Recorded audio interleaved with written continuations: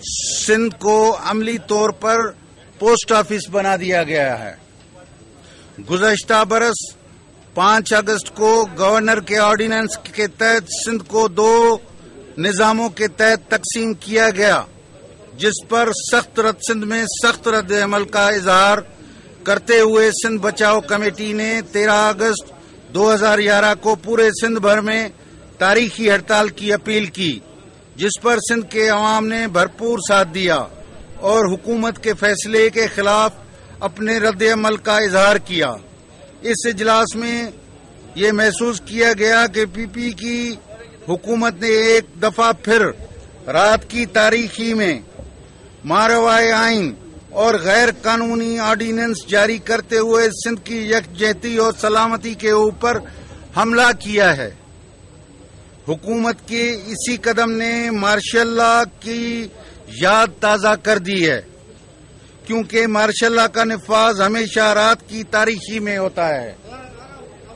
1947 سے لے کر اب تک سندھ اسمبلی کو یہ اجازت نہیں دی گئی ہے کہ وہ لوکل گورنمنٹ کے قانون کو پاس کر سکے۔ یہ سب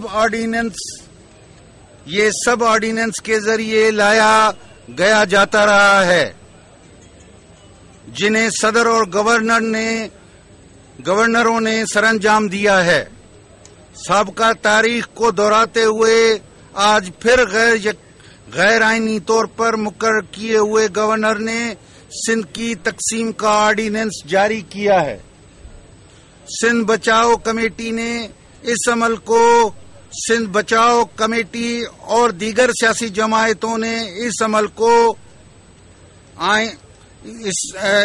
کو آئین کے ساتھ غداری سمجھتا ہے، اور جس کو نہ صرف فقط گورنر نے سر انجام دیا ہے، پر اس میں سندھ کے وزیر اعلیٰ لوکل گورنمنٹ کے وزیر بھی شامل ہیں، جن کو آئین کے مطابق سخت سے سخت سزا ملنی چاہیے۔ اور یاد رہے کہ اس سازش کے پیچھے صدر آصف علی زرداری کا پورا ہاتھ ہے۔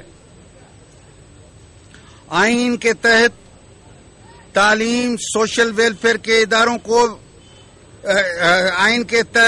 صحت، تعلیم اور سوشل ویلفیئر کے اداروں کو میونسپل انتظامیہ کے ماتحت نہیں دیا جا سکتا۔ یہ عمل آئین توڑنے کے مترادف ہے، جس کی سزا آئین کے آرٹیکل 6 کے تحت ملنی چاہیے۔ لوکل گورنمنٹ کے کام میونسپل کے انتظامات ہیں۔ دیگر امور میونسپل کے اختیاروں کو سونپنا نہ صرف آئین کی خلاف ورزی ہے، بلکہ عوام کے دیے گئے ہوئے مینڈیٹ کی بھی خلاف ورزی ہے۔ سندھ اسمبلی کو گونگا اور بہرا ادارہ بنا دیا گیا ہے، جس کی وجہ سے سندھ کو آرڈیننس کی بنیاد پر چلایا جا رہا ہے۔